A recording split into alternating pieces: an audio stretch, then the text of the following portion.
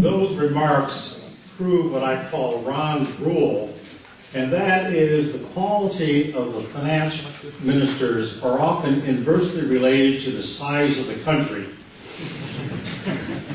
Our best finance minister ever in the United States was our first one, Alexander Hamilton, who designed much of the United States financial system.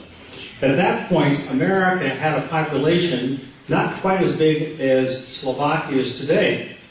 Yeah, George Washington had a cabinet filled with geniuses who created a wonderful system that's endured about more than 200 years.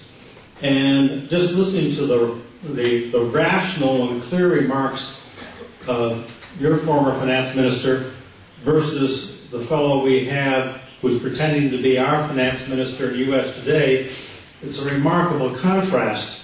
And we may have a job for you in the U.S. soon. I've also been a bank regulator, or a financial regulator. I was on the board of the Cayman Island Monetary Authority. I was the first non-Caymanian to have that job. And in Cayman, I mean, you hear all this stuff in the European press. You know, it sounds like people can't take bags of money down there and everything. None of that's true. That's good for the movies. But the reality is very different. In fact, the Bernie Madoff scandal, you all heard about this fellow Madoff who had a Ponzi scheme, took $50 or $60 billion. That couldn't have happened in Cayman. Because in Cayman, we were so small, even though we had about $6 trillion in bank and hedge fund assets, that we knew we could not see inside the financial institutions. So there in Cayman, we rely on the accounting firms. And as regulators, what we had to do was approve the accounting firms who would be the accountants for the banks, insurance companies, mutual funds, hedge funds, and so forth. And they were held directly responsible for the quality of the statements and for any kind of misbehavior going on, because they're supposed to be the auditors, these independent auditing firms. And actually, it's worked quite well.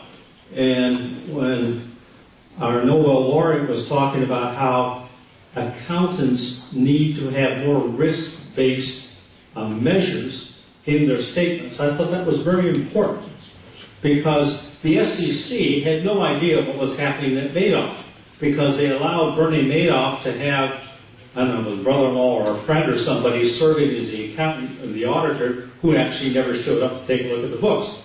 Nor was they did not keep the personal finances separate from the business finances. They were just basic things that weren't done. But people had the illusion, because we had the Securities and Exchange Commission in the United States, that if you invested, somehow the government was protecting you. And once you fall into that illusion, you're in trouble.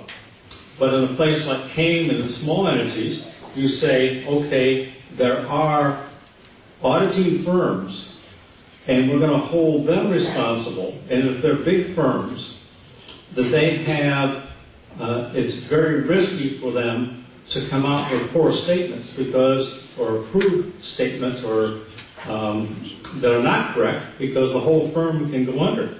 And you actually have somebody who can understand what happens inside. And because the previous speakers, including myself, have spoken too long, that means the three remaining speakers now only have 7 minutes apiece, even though they are distinguished economists.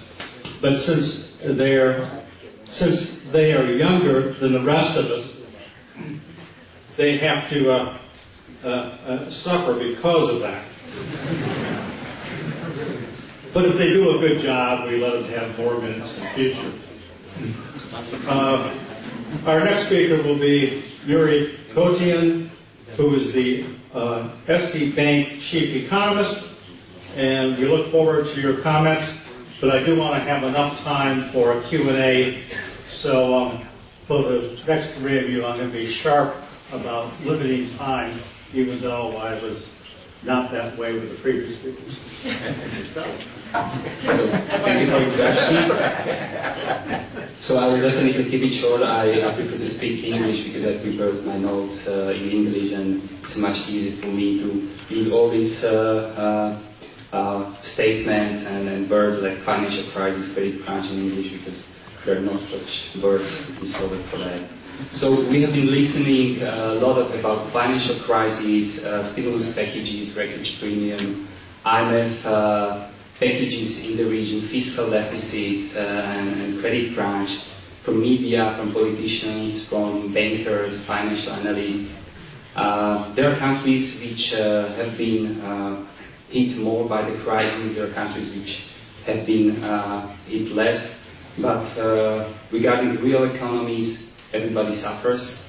We just heard from the Ministry of Finance that Slovak economy contracted by more than 5% year-over-year.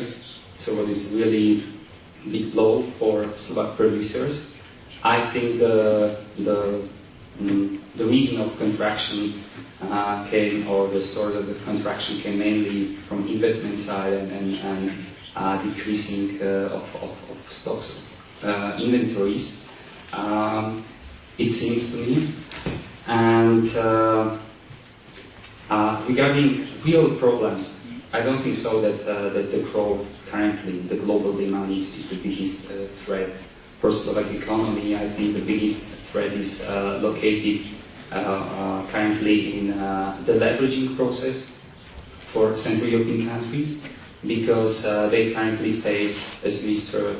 Scholes mentioned, that mainly positions in liquid assets are liquidated as the first one, and we could see this process in Central and Western Europe, especially in the last quarter of previous year and in the first quarter of this year, when we have registered a huge outflow from portfolio investments from this region.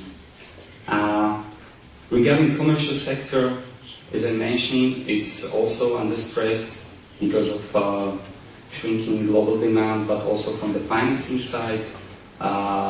Risk premiums have increased substantially. Availability of long-term funding almost disappeared, and trade credits also are falling as exports are falling. So it's a really challenging time for corporates. But this is a good opportunity to look for real demand, to recalculate all plans, financial plans, and also to manage stocks and inventories more efficiently. Currently, governments try to position as a survival of the domestic demand, which I'm really concerned. They try to use this as an excuse for mounting fiscal deficits.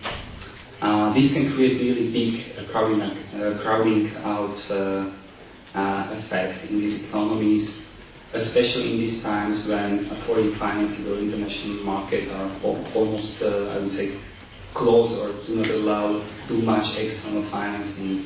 So given relatively closed economy, you do not have any chances to finance government deficits, then just use the saving in the economy and use it for financing the government, meaning that there is less money for financing the private sector.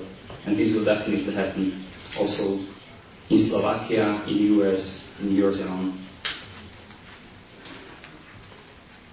There is a natural bias of politicians to increase the role of state in economy, and we can expect that also the financial sector will be pushed more towards financing not only the government but also the private sector, or quasi-private sector like PPP projects and other state businesses or very close businesses to the government.